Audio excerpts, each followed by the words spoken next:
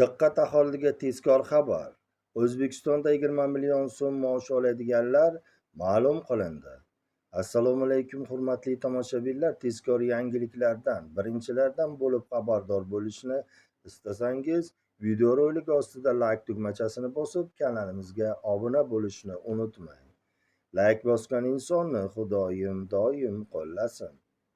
Diqqat qiling, O'zbekistondagi ayrim o'qituvchilar bir qator ustamalarni joriy qilingani sababli 20 million so'm atrofida maosh olish imkoniga ega bo'ldi.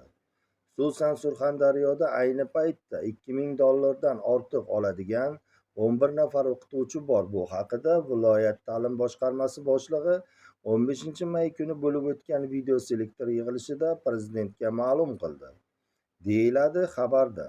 Hurmatli Prezident, shuni alohida ta'kidlash kerakki, bizning Surxondaryoda $2000 ortiq oladigan 11 ta o'qituvchimiz bor. Buni ommaviy axborot vositalarida ham ko'rsatdik. Undan tashqari 600 ga yaqin ming dollardan oladigan o'qituvchilarimiz mavjud. Deyaning so'zlari keltirilgan O'zbekiston 24 telekanali efirida. Aziz do'stlar, siz bilgan va tanishlaringiz orasida o'qituvchilar qancha oylik oladi? Marhamat, izohlarda fikringizni yozib qoldiring.